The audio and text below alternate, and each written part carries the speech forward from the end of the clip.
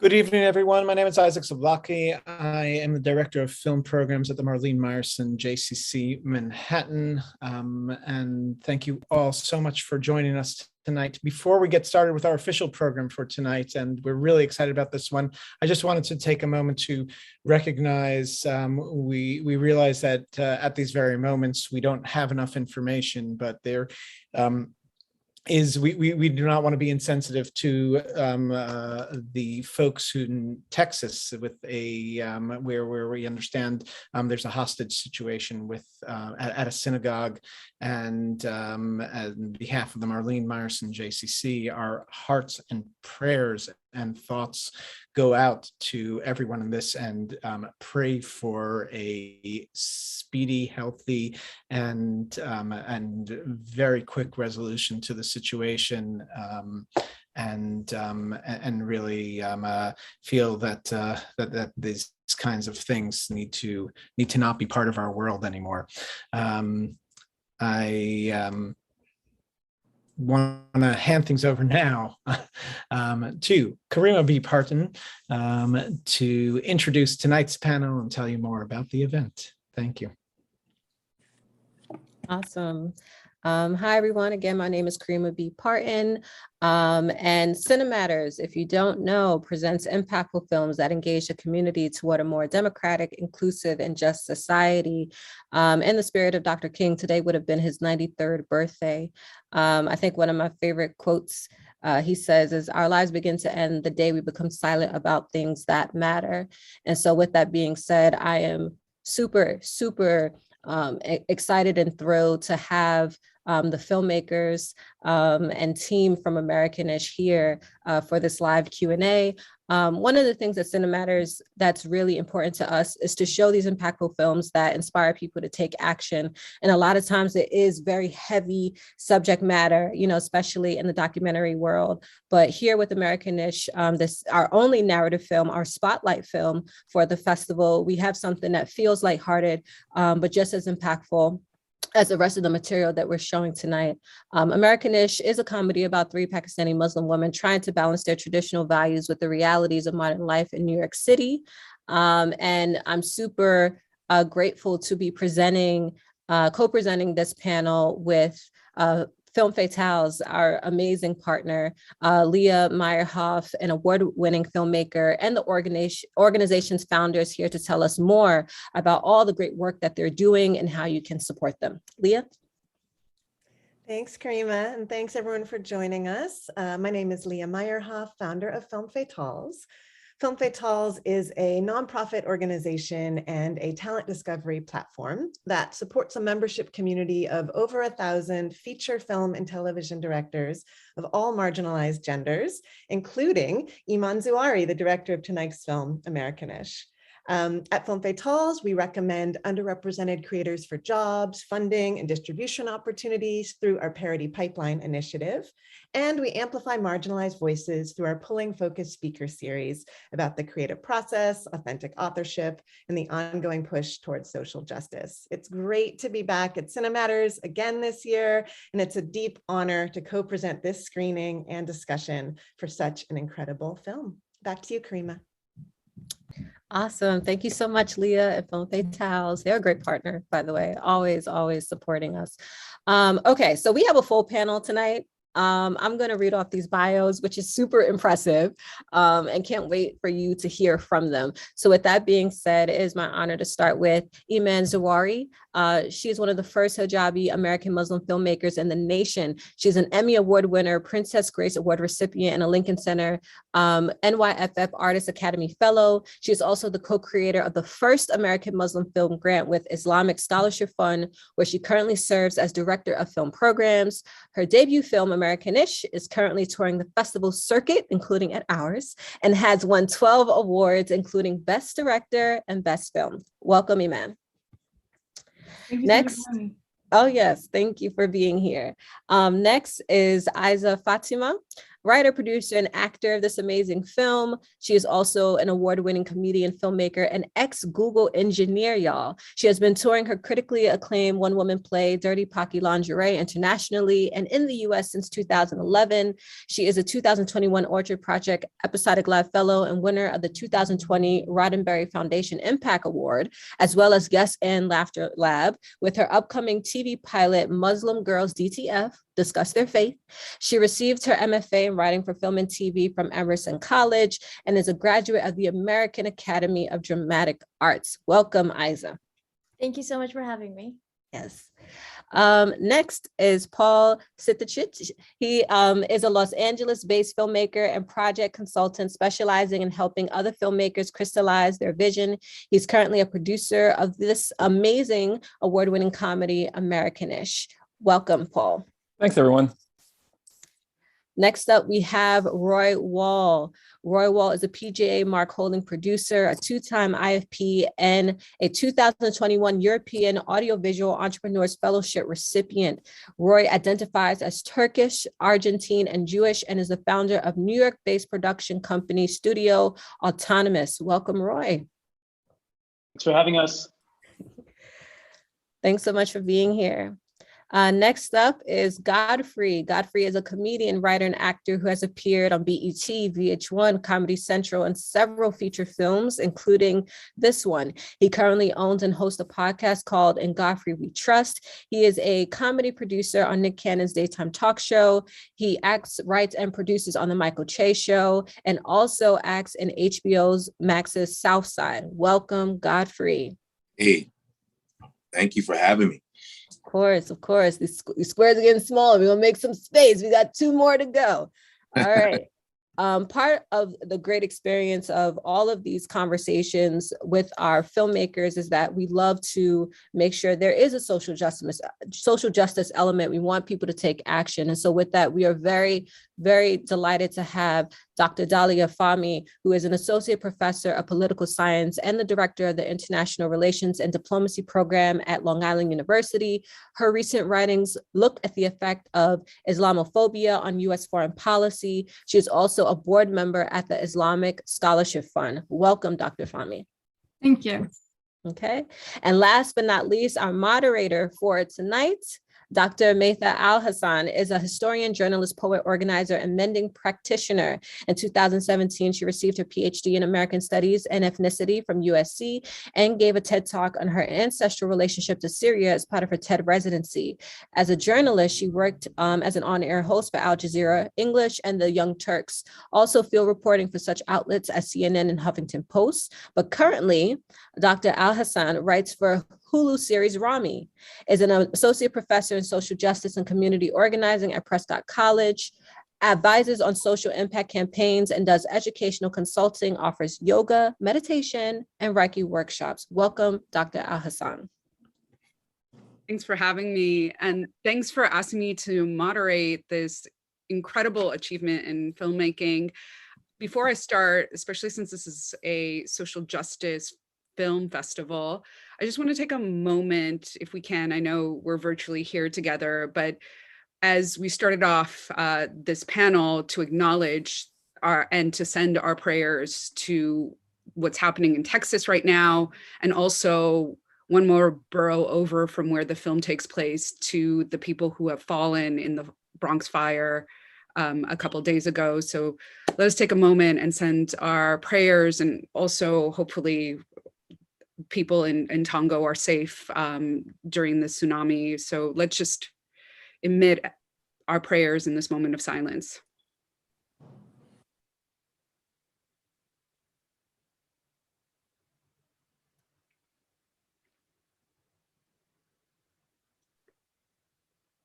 All right, folks, thank you for joining in this festival for film and for this film. So Americanish, you heard Kareema start off and explain what this film is about. And we're so fortunate to have the filmmakers and actors and producers that are involved in this film. So let's just jump into it. I want to start with you, Iman and Aizzah.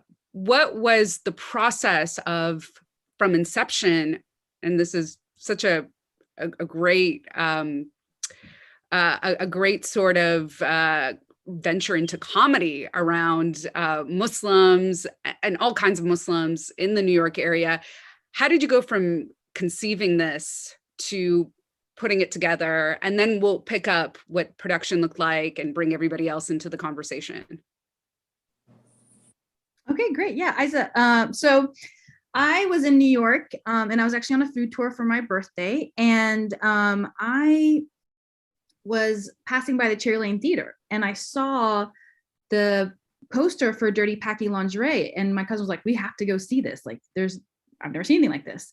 So we go to this play and it was my first time going to a one-woman show. And I see Aizzah performing this amazing play, transforming into 6 different characters from the age of 6 to the age of 60 with a green scarf. And I cried, I hooted, I hollered. It was the first time I've ever seen myself on stage. And afterwards, I walked up to Aizzah and I was like, hey, you want to make a movie? And she's like, let's do it. And then 8 years later, here we are. Wait. So you just were watching Aizzah perform and then you said, I need to make a movie. You didn't have this pre-planned in your head. No, not at all. No. Wow. Okay, Yeah. what did you do to really inspire Iman to put her life towards an 8-year process? Well, she was already putting her life towards the process, because Iman was working on a different film when we met. I think that was a work in progress, but she had already made a bunch of shorts and she had won an Emmy Award and all these other awards for her shorts. So I guess for me, it was at that point, so this was literally 8 years ago, I had just come back from the Edinburgh Fringe Festival performing my show. It's like the largest theater festival in the world. And I felt like in my heart, I didn't reach enough people with this message. So all the messages that the show has, which we kind of transferred into the film, which is, issues around like identity, racial profiling, different ethnicities and how we treat them within the American Muslim, kind of population. I just was kind of wanting to have like a larger platform and reach more people. And when Iman reached out to me about taking some of these characters and turning it into a film, it was something I was already thinking about, because I was like, coming from doing this festival, I was like, oh man, it was great, but like, how do you get the message in front of more people and mobilize more people? And so, yeah, and I think, it's interesting in Europe, and especially in the UK, theater is part of the culture. In America, not so much. In America, it's like pop, like music, or maybe film. So, and TV more and more now in recent years, but not 8 years ago. So that's kind of what got us started on this journey. We kind of decided to take 4 of the characters from the play. So it's the 3 women and the mom, and kind of build a story around that. And it changed a lot. If you watch the play and you watch the film, they're kind of very different things because they're very different mediums, but the inspiration kind of comes from there. Yeah, we're witnessing a lot of playwrights that have actually made it into TV rooms or have been at the helm of writing some of our favorite films. So that's fascinating to find out that this was the journey towards what we saw. Paul and Roy, how did you come into the mix? How did you find out? Did you meet Iman and Aizzah? Tell us about your journey into this film. Oh, you're on mute, Paul. Here I am. So Iman and I, we went to film school together, and we've been longtime collaborators. And so ultimately, I think maybe after they sort of had the script ready to go, Iman gave me a call and said, "Hey, you want to help me make a movie?" And of course, she's family. And I also saw before that she also told me to go see Aizzah when she was performing in LA. And as Iman said, Aizzah just transforms herself from character to character, and she's amazing. And it was a very simple thing to agree to. And I'm basically creative spackle. So so I was able to just help her out with whatever she needed. And then I will pass it on to Roy, and he can talk about when he came aboard. Or not. Can you hear me, guys? Because I just switched from microphones. We got you. Okay, great. Got you. Yeah.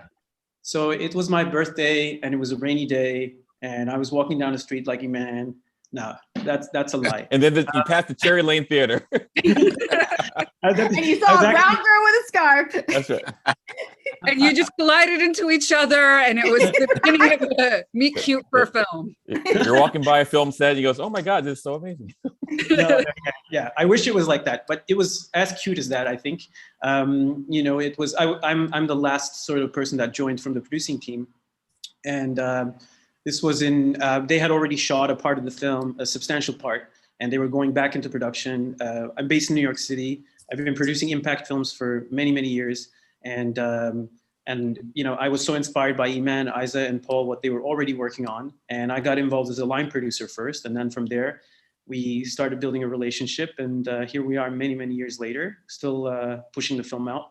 And I felt that this film has changed me also on a personal level. I've learned so much personally from the film and from my team.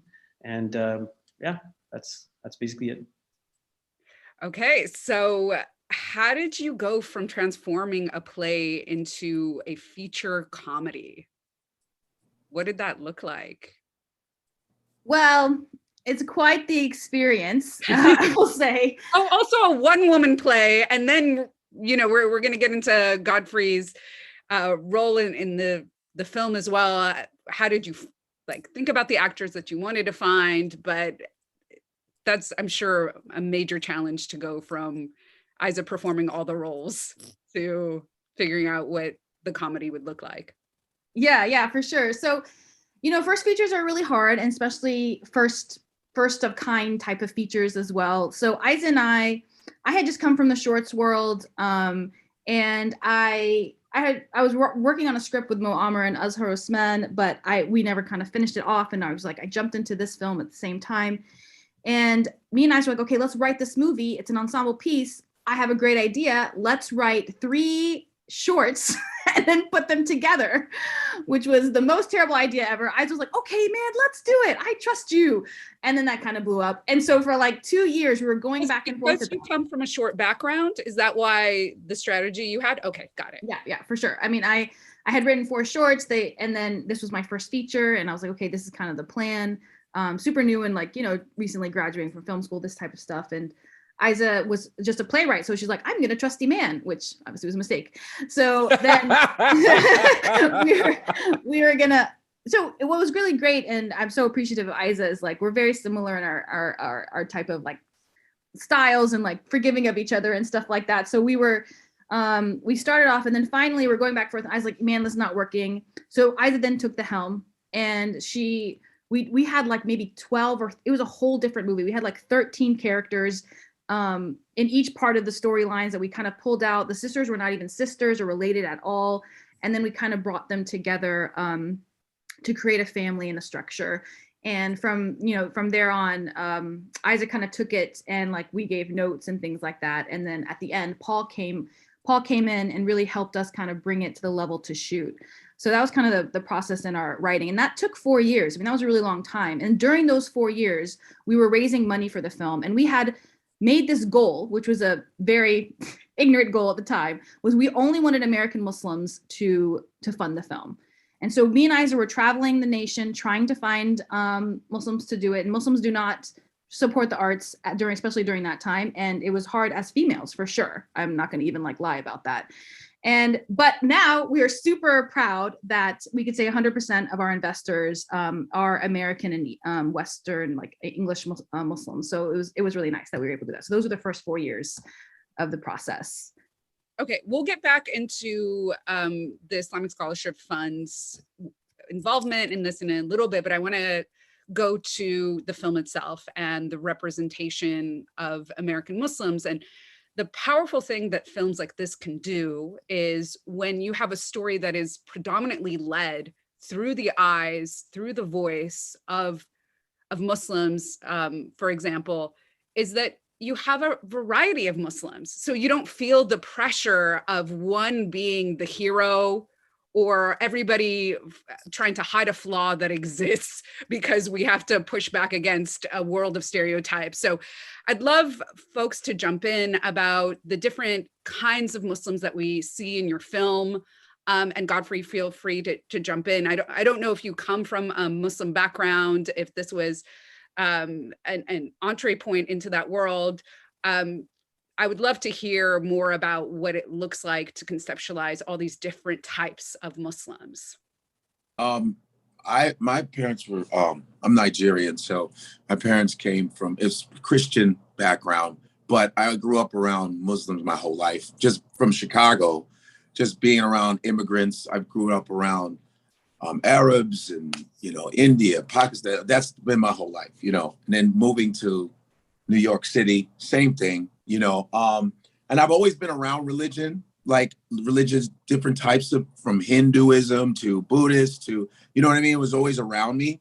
And so it was not a surprise because I know about Africa has millions of Muslims. Are you kidding me? So, and they look like all of us, but they sometimes television always just says, oh, they're just all Arab, when they don't realize Indonesia has probably, they have millions of Muslims too. People don't think about that.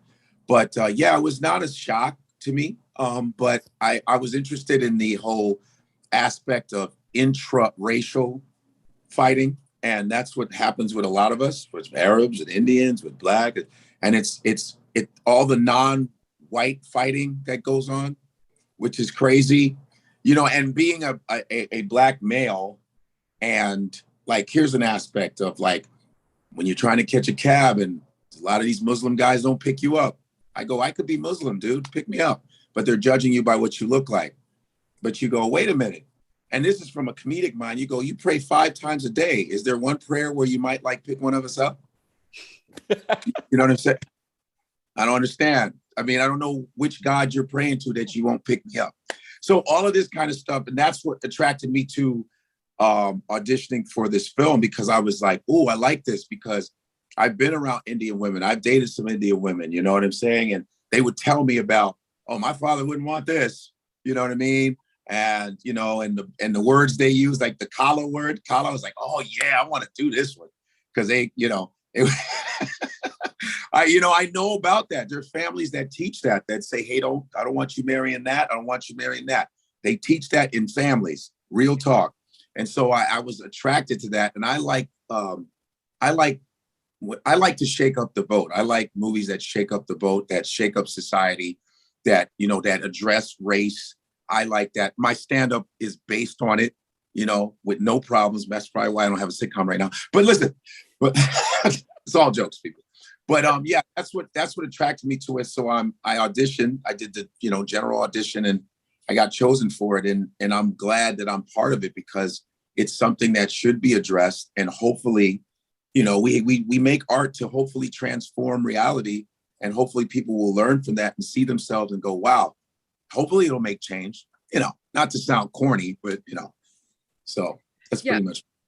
For folks who haven't seen the film, Godfrey plays Gabriel, who is a Black Muslim bodega owner in Queens, and it's the local bodega. So people within Aizzah's character's family go there. And of course, there is an inconvenient love that emerges, a love story that is set on the foundations of a mutual love for Eddie Murphy and Coming to America, which also is an interesting sort of theme, right?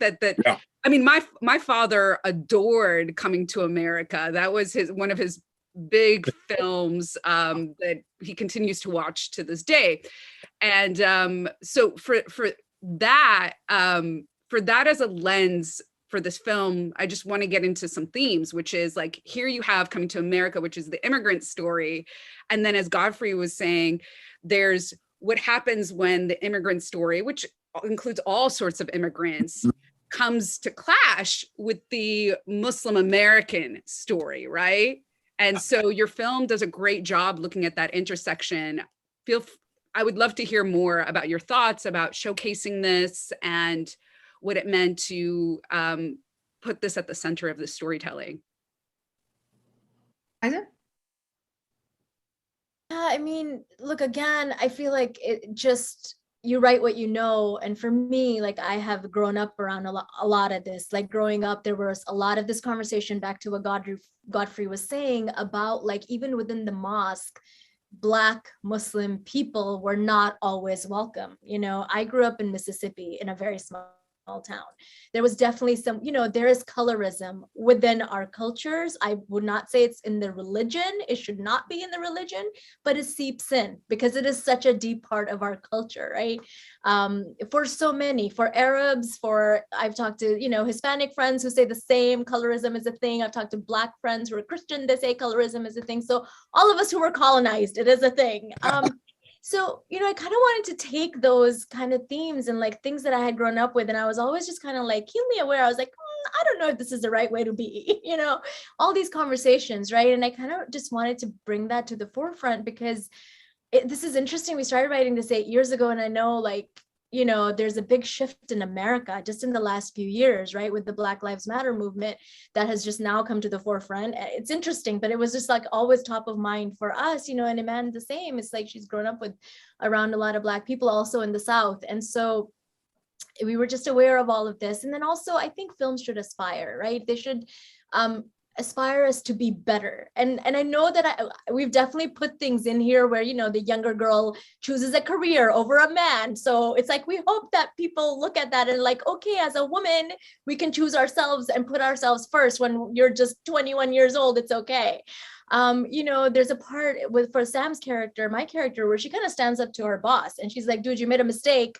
I should be promoted. And this is just like from years of working in corporate America at even a place like Google, where there wasn't this, you know, gender parity kind of within what was happening and who was getting promoted and how promotions were happening. And so I just kind of, you know, I think in real life, it's interesting. I don't think I would ever do that, you know, or I didn't do that back then at least. But I think, again, it's just like film shows you another way of thinking, another way of being. I hope it inspires people. Yeah, I feel like, and also like holds a mirror to the society that we live in. So those were kind of all the kind of things behind, you know, writing about the issues that are kind of part of the film. And it was also important to us to kind of keep it accessible, not be too hard hitting, not be like on a soapbox and too preachy. So it was really a tough thing to balance, trust me. And it's great. You think it's funny. I love it when people say that, but I have like killed all of my babies and cut out like 20 jokes that I thought were so hilarious that always worked, you know, because a lot of this comes from the stage play, and then it just didn't work in the film. So we were like, okay, now we got to cut this because it's bad, you know, because comedy's tough. Godfrey knows this. We all know this. Comedy's tough. Some things work certain ways and they don't other ways. So yeah. Yeah, and you know what's so interesting, particularly about the you know, Coming to America, that was like my thing. I'm a huge 80s comedies in general, my thing. And so when people watch this and they feel nostalgic, that's the whole goal of this. And so Coming to America was a really big part of my life growing up. And I teach a class called Islam, Media, and Pop Culture at the University of Florida. And Preacher Moss is also a Muslim comedian, one of like kind of the first Black Muslim comedians in the nation. And he was talking about the indigenous, the Black community, the largest Muslim community in America, the indigenous Black community, and then the immigrant community came in, right? And then the clash of like, hey, you know, this is our community, this is who, you know, we are. And the immigrants were like, nope, this is what we're telling this is who we are. We have this personally. And so it became this clash. And it was so awesome because Preacher was like, was talking about this humbling thing where Imam Muhammad was like, you know, you are better together than separate apart. So even though the immigrant community can be pushing it in, you have to kind of stick together and pull it through. And that's what the experience is. And what you would think that we're not nervous about. And like, I mean, Maytha, since you even wrote on Rami, the first American Muslim television show, you know this, it's like this concept of not showing the faults is so super wrong and rare. And I wanted to make sure that we are showing the realistic, authentic stories of our lives, which are the faults. And one of the biggest faults that bothers us so much is this concept of colorism and racism, when as a Muslim community, we are full of every ethnic group, and the Black community is a majority community in America. So anyways, I totally went on a tangent there, but it was like incredibly important for us to be able to address the racism within the culture and the racism coming at us, and sexism that happens to us too. Like so many layers that we're trying to address. And I was really nervous about it in the beginning, but I'm so glad it kind of pulled through well. Yeah, I mean, this is a really this is a line that Rami uses pretty often when he talks about the show, which is that the characters meet at the fault lines, which is how that kind of tension and friction produces sometimes tremors, but it produces new islands, right? So it's a way for us to think about what it means to have whole people and whole characters in front of us, as opposed to, and characters that do have an aspirational journey, but also to not have a community that projects something that is so ideal that nobody feels like they can live up to it, right? And that's part of quote unquote airing out the dirty laundry. But as I mentioned at the fault lines, there's another sort of interesting theme, and anybody can feel free to jump in around this. And you've already sort of implied it in some of your answers, Iman and Aizzah, that there's this tension between choosing a life path for yourself that at times you have to negotiate or reconcile with family, right? Future family or current family. And of course, the film starts out with a father who leaves because he chooses himself, right, over his responsibilities. So that seems to be a thread that gets pulled through every character's journey. I was wondering if you could say a little bit more about it. And Dr. Fahmy, feel free to jump in at any point as well. And we'd love to hear your thoughts. I will get into ISF's support, because we spoke a little bit about the Muslim American community support for this film. Well, I'll jump in. Like one of the things that Iman and I, like I'm not Muslim, but I've worked with Iman for ever. And I think one of the things that we bond on and we can talk story about is the first generation experience. Like I'm first generation, she's first generation. And I think it's a very common first generation dilemma to strive to honor what your parents have given you, and at the same time be authentic to who you are, because you were not grown in the place that they were from, and at the same time you do not necessarily have the same freedoms that everyone else who has been there for a while has, or what's the word? It's not you're kind of obligated to the past a little bit. Yeah. And so I think what I really love about our film is like our characters really strive to find that balance of trying to like honor and at the same time be authentic. And like each one of them picks their own path, and it's all valid. You know, like everyone gets to pick their own authenticity because that's what they are. And I really admire that there's no like one picks love, the other picks career, and both are totally fine. You know, like there's life isn't about just one thing that you must get. And I like the fact that our movie really gives that diversity of choices. You know, if that means that did I ramble again? I was told to be trying. It's not happening in agreements. It sounds like there's a good majority of folks who are first generation or children of immigrants in this panel that can relate to that struggle. I know I can. Well, that's what's been so awesome, is that besides this film connecting with so many individuals all across the nation, from a 7-year-old white man to a Thai American to Jewish American in South Florida and in New York as well. It's been so amazing how it connects with everybody on different levels, which we never thought would actually happen. So it's been really cool. And then also, where I think you should add in too, being this kind of third cultural kid from around everywhere, about how that story came along as well. Oh yeah, just to add, I mean, I'm not Muslim, I'm not women, I'm not American. So I'm a total outsider, and I'm actually connecting from Istanbul, Turkey right now, which is wee hours here.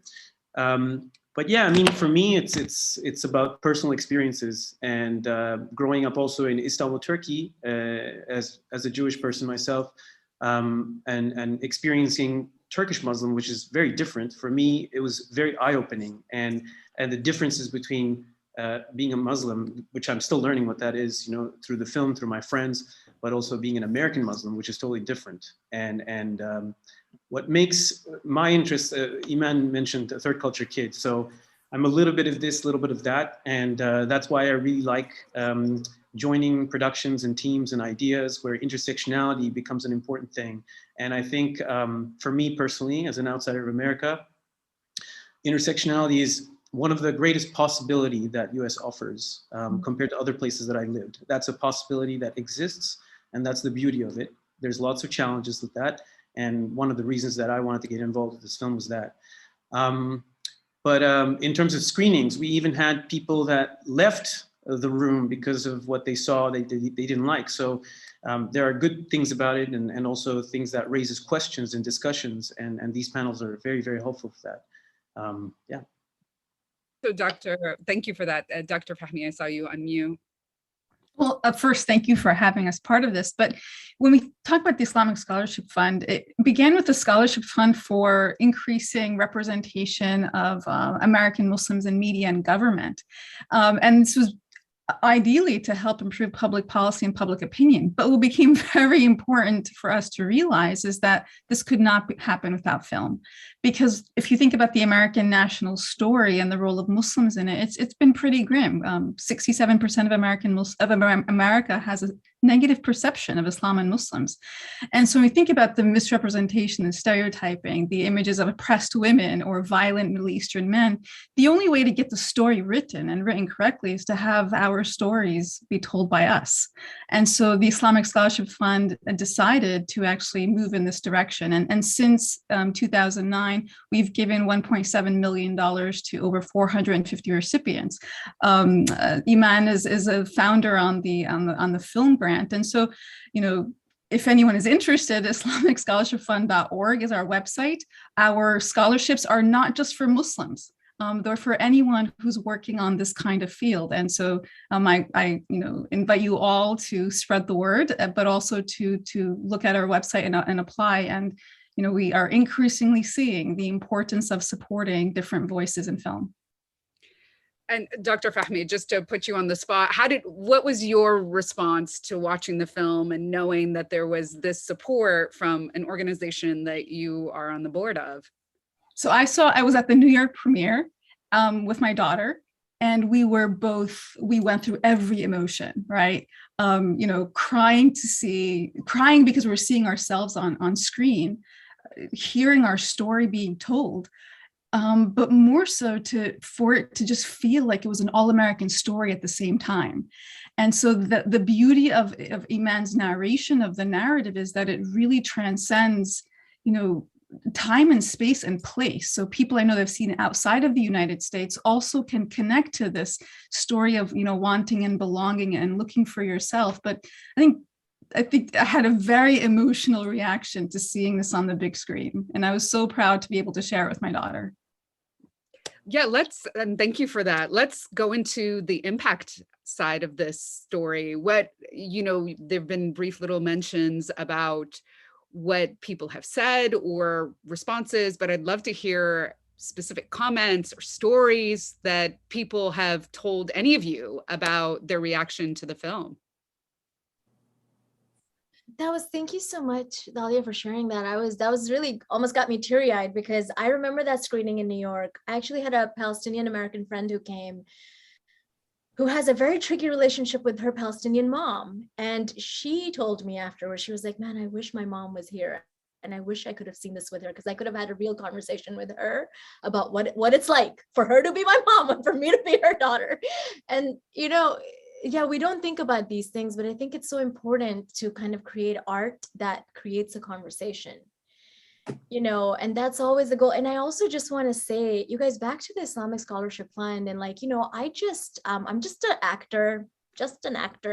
And I started working with Iman on this, and then just through her encouragement, I just directed my first TV pilot I've never directed anything. And through the Islamic Scholarship Fund, who gave me the funds to make the pilot a reality, because it couldn't have happened otherwise. So I'm so grateful for these folks, for their existence, because otherwise it's like you have these little dreams as an artist that never get realized.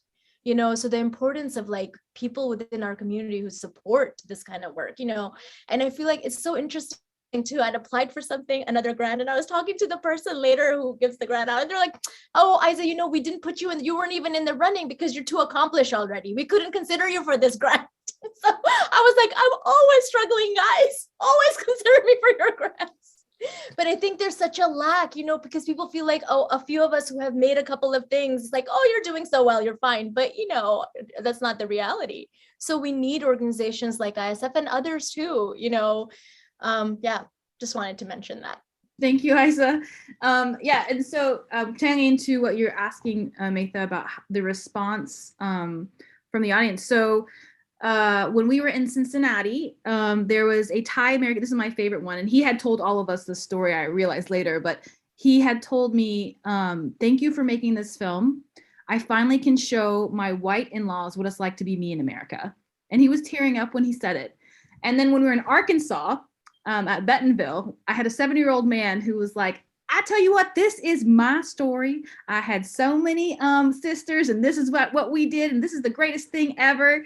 And then the Jewish community in Fort Lauderdale, I mean, they came out, and we had 5 separate screenings that were like at capacity because of COVID. And they were just so connected to the story of the other and the struggle of the immigrants. And like, I mean, they would say like, this is like our tone clip was, you know, Bend Like Beckham and Love Actually, like, this is the best comedy. It's so much better than that. And I'm like, okay, great.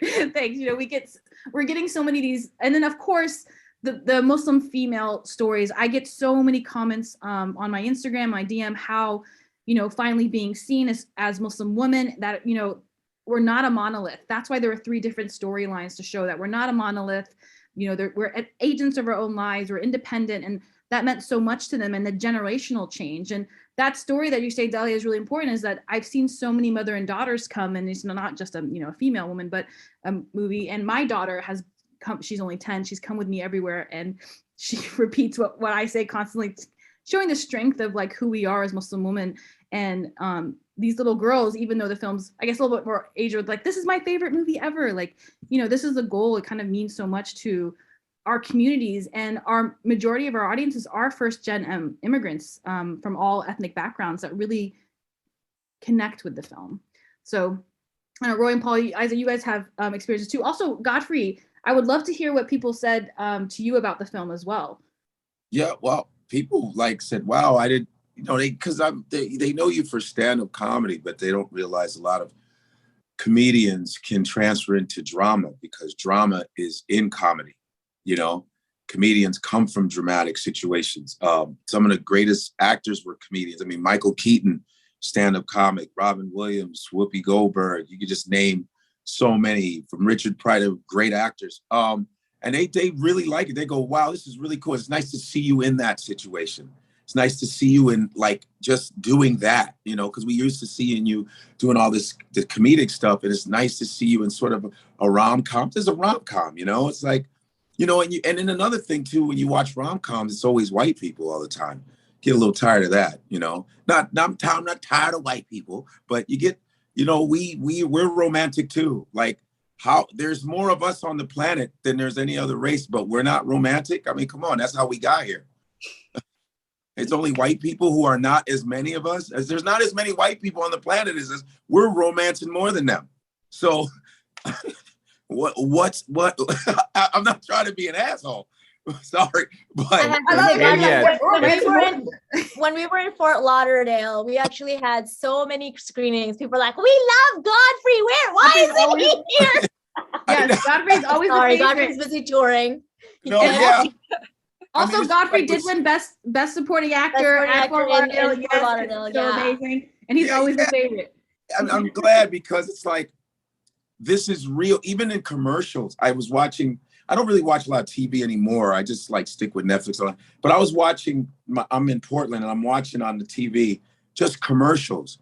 A lot of Indian faces now in commercials, Arab faces in commercials. There's a lot of diversity in commercials. like in just regular commercials. There's Indian guys eating pizza. I go, yeah, they do. They eat pizza, man. You know, they eat pizza. Arab people, yeah, they play video games. It's like, what did it take for you all to make everybody just a human, just a human Trump. being? It took us Trump to make everybody a human being. Well, Trump, yeah, does it have to? Well, Trump was good for something. People realize, oh boy, you know, Trump was good. He's coming back. I don't know when, but he's coming back. I feel like he's back. But yeah, it was like that situation. This movie is real. People do like intermarry. This is it's reality. You know what I mean? And that's what's so great about the film. It's like, yes, other brown people like each other. People date each other. Yeah, Black and Indians get together, and Arab. Everybody, this is real stuff. You know, especially in New York, everybody dates everybody. Yeah. There's nobody I ain't been out with. Well, I mean, Godfrey, I think you bring up a good point, which is like the center of gravity of this film, that gravitational force is the people of color that are in this film. So, and then on the outskirts, on the margins, are the white folks that you work with, Aizzah, basically. And then some of the people that come into the shop that are annoyed that somebody's skipping the line. And that's really about it, which is so interesting to craft a world where we could be the center of the focus, right? Of the storytelling, and where it's not just one culture, that's it. Yeah. But there are a multitude of cultures that are featured, and of course, in a place like Queens, where that is a reality, as you said, Godfrey. Yeah, and even with Crazy Rich Asians, my friend Ronnie Chang, good friend of mine, comedian, he's in Crazy Rich Asians, and I said, dude, I went to see the movie because I was supporting you, but it was like, yeah, Asian people they have sex, they do regular stuff, they don't just have subtitles in every movie. It's not like they're going, he's all, you know, doing kung fu. It's like they just have money and they just have regular problems like everybody else. It's like, we want to see more movies like that. That should be the norm. We should have the norm. We should have a bunch of Arab rom-coms. It's just like Nollywood is exploding, and Nigerian film. It's just regular films, man. It's like, we just, you know, that's what's good. And I hope this is kind of inspires other movies like that to continue. That's, you know, pretty much. Yeah, and even to bring that point across, Godfrey, is the reason why these things are happening is, of course, I mean, actually, Maytha, you probably know. Maytha, I'm like a huge fan because you wrote Hawk in Hollywood from that, you know, like that stuff, the information. But we have us, everyone in this room, as the people that are making these decisions. Otherwise, we're not able to. So like, the different, you know, I mean, we can go to the Sean and Ava and like, you know, Rami and ourselves, like we have to create this ourselves, and we have to have that control. And the more that we're able to, the more that we're able to tell that story. And you know, so interesting about the commercials, because I've been seeing the Indians commercials too, but I don't know if you noticed, after Obama got elected, that's the first time I started seeing African-Americans in commercials. Did you notice that too? It's like, so I was like, hey, well, this that's is awesome. Crazy, because when I was growing up, there was a show called Soul Train on TV. Oh, yeah, of course. There was American Bandstand and Soul Train. So Soul Train started in Chicago, where I grew up. And the only way we would see Black people in commercials, we had to wait for Soul Train to come on to show us brushing our teeth when we have better teeth than everybody else. And they don't ever see us using Crest. And my family was a Crest family, but we never saw Black people. You don't see Arabs brushing their teeth. It was just white people brushing their teeth. I mean, TV was like that. That was real. Like I had to wait for Soul Train to see Black people doing normal stuff, man. And every once in a while, you know, in the mainstream, you'll see a Black person. Like I remember in the toy commercials, we bought toys. My parents bought us everything. But in the commercials, it'd be white kids only playing with toys. I go, hey, I got the same toy. Where's the Black kid? And then when the Black kid would be on the toy commercial, he'd be in the back watching the white kids play with the toys. I think that's why it's important to kind of take the reins and for more creatives of color to be telling their stories. I just want to point out there's a couple of questions in the chat. Oh, yes. Yeah. So what I'm going to do is throw it to Kareema to explain what to do with your questions.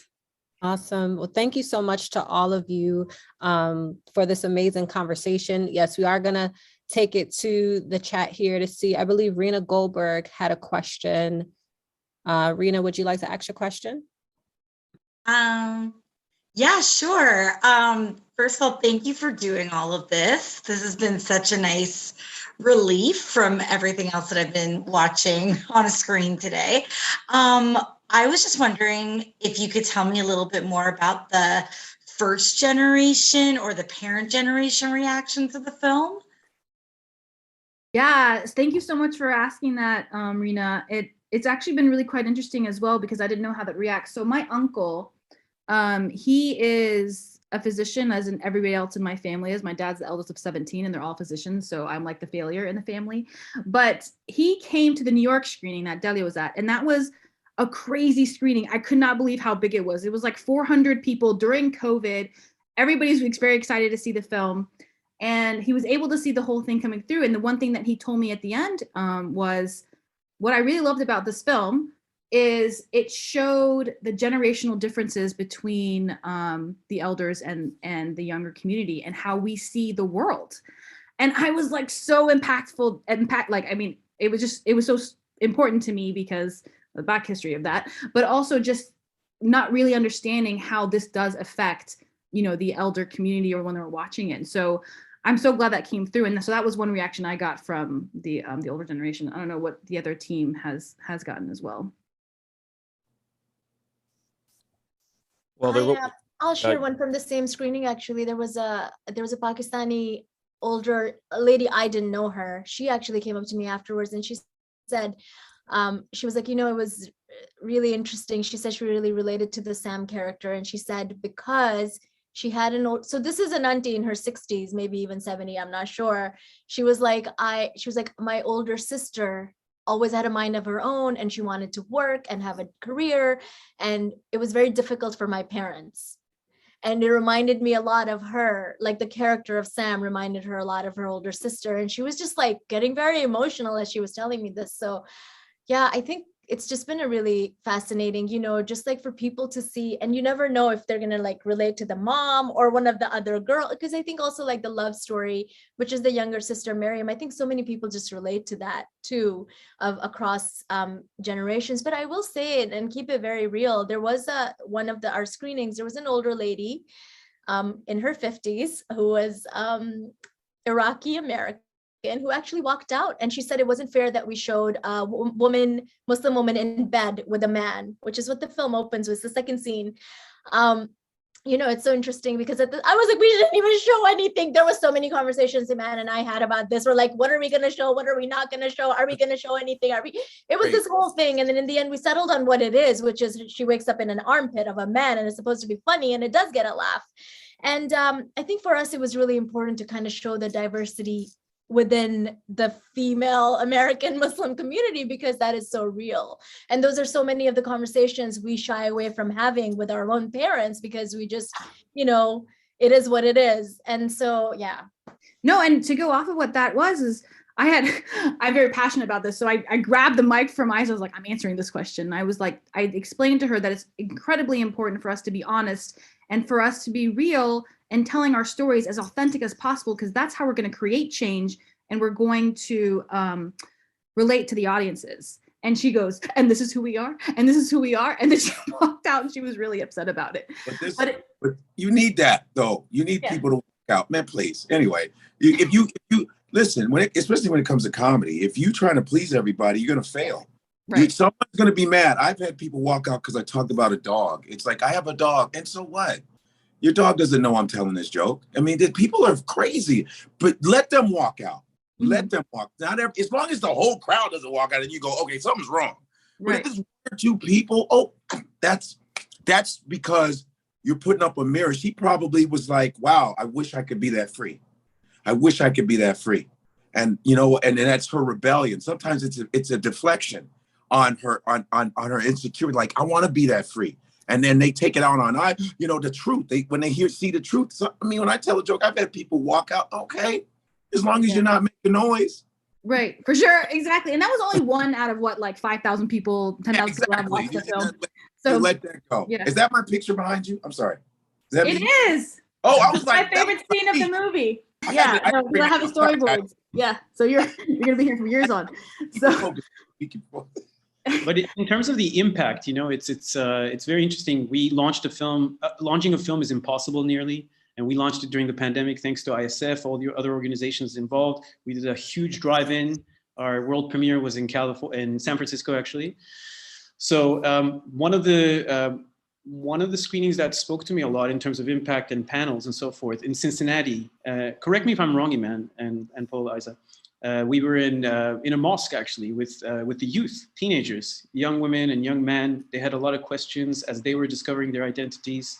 I felt that the film, besides connecting with people, it also had a lot of young people asking about how they could go about creating their own stories as well. And a lot of questions were asked to Iman and Aizzah about how they did it, how they balanced it, and started as well. So yeah, it's inspiring also others to make films. So I think that's great. Impact. Yeah. Awesome. Well, thank you so much to all of you for being here, bringing your film here. This has been an amazing experience listening to all of you, especially talk about something that's just so important in representation from this point of view in cinema. We really are thankful to you. Before we go though, please let us know what is next for each of you quickly. How can we support? Drop your links. We really want to make sure we are taking action beyond this festival. And go. Thank you so much. Yes, like impact is incredibly important. Please make sure that you spread the word about the film. We're hoping to sell this year, and the biggest thing is that get audiences in seats. You can follow us at Americanish Film on each one of the platforms as we go through. Also, we talked about Islamic Scholarship Fund. We are the first funders of Muslim filmmakers, and we've been around since 2009. Nonprofit, please feel free to donate as you're helping us tell our own stories from our own perspectives as well. And you can follow me at Iman Zawahry, telling stories, making movies. It's my goal. Aizzah, you want to go next? Oh shoot, you can follow me and here we go. If anybody's interested in what I'm doing, there you go. Thank you so much.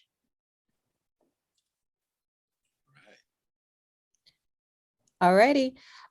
So everyone, please make sure you are checking out the rest of the film festival, Cinematters.film, where you can check out our lineup.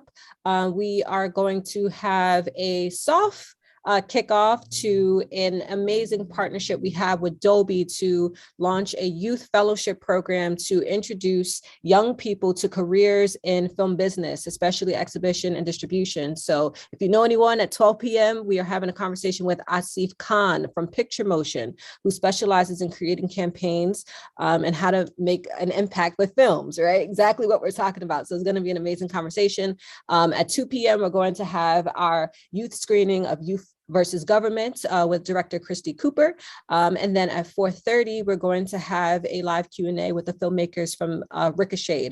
Monday is our shorts block panel with some amazing filmmakers. And then our closing night film, A Choice of Weapons, inspired by Gordon Parks, with the amazing Nelson George, Jamel Shabazz, and director John Maggio, and moderated by Brittany Luce, will take us out for our third year. So thank you again to all of you, and I hope to see you at the next screening. Thank you so much. We really appreciate the support. Thank you.